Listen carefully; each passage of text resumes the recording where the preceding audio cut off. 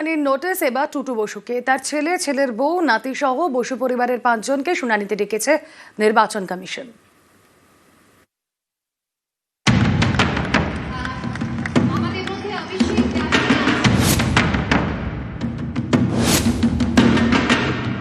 মোহনবাগান ভারতের জাতীয় ক্লাব, সেইখানে দাঁড়িয়ে মোহনবাগান সচিব তাকে ডাকা মানে এটা শুধুমাত্র মোহনবাগানই বা ফুটবল প্রেমীদের নয়, গোটা ভারতবর্ষের আবেগে আঘাত হানা। স্বপন সাধন বসু টুটু বসু নামেই বেশি পরিচিত। মোহনবাগানের প্রাক্তন সভাপতি, প্রাক্তন সচিব, রাজ্যসভার প্রাক্তন সাংসদ। সোমবার তাকে এসআইআর শুনানির নোটিশ দেওয়া হয়। বসু পরিবারের দাবি 2002 সালের ভোটার তালিকায় তাদের নাম পাওয়া যাচ্ছে না, তাই 19শে জানুয়ারি বালিগঞ্জ গভর্নমেন্ট হাই স্কুলে শুনানিতে যেতে বলা হয়েছে। আমাদের বলে দিয়েছিল ঠিক আছে, নাম উঠে গেছে, তারপরে বলছে না ওই 2002 থেকে আমরা করতে পারছি।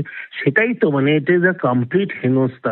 টুটুদা হচ্ছে মোহনবাগান, মোহনবাগান মানে টুটুদা। খুবই অবাক, মোহনবাগান ভারতবর্ষের প্রাচীন ক্লাব, সেই ক্লাবের সভাপতিকে ডাকা, এটা সত্যি অবাক লাগছে। জানি না কোথাও ভুল হচ্ছে কিনা, এইসব বিষয় নির্বাচন কমিশনের বিবেচনা করা উচিত। 1991 থেকে 1995 সাল পর্যন্ত মোহনবাগানের সচিব ছিলেন টুটু বসু। 1995 থেকে 2018 পর্যন্ত ছিলেন সভাপতি। 2020 সালে ফের সভাপতি হন, ছিলেন 2025 পর্যন্ত।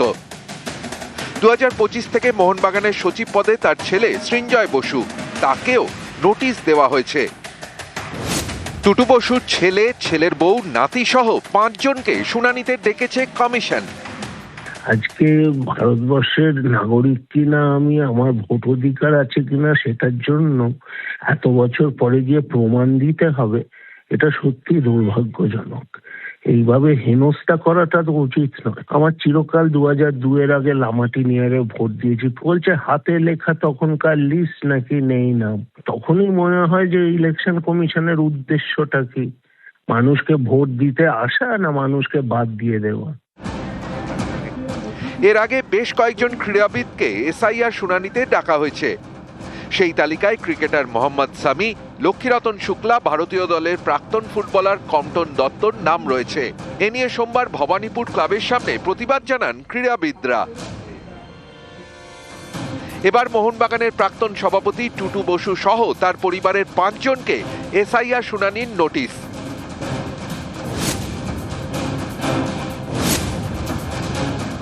বেছে বেছে কিছু বিশিষ্ট লোকদের ডেকে আনা, মানে এটা অপমান করা ছাড়া আর কোনো কিছু না। আমার প্রশ্ন হচ্ছে, কালকে যদি মহারাষ্ট্রে এসআইআর হবে, সচিন তেন্ডুলকরকেও কি ডেকে পাঠানো হবে যে আপনি প্রমাণ করুন আপনি ভারতীয়? নাকি গুজরাট হলে নরেন্দ্র মোদীকে নিজে ডেকে পাঠানো হবে যে উনি প্রমাণ করবেন উনি ভারতীয়? এটা হাস্যকর জিনিস একটা হচ্ছে। আমাদের খুবই খারাপ লেগেছে, মানে এটা একটা অপমান ছাড়া আর কোনো কিছু নয়।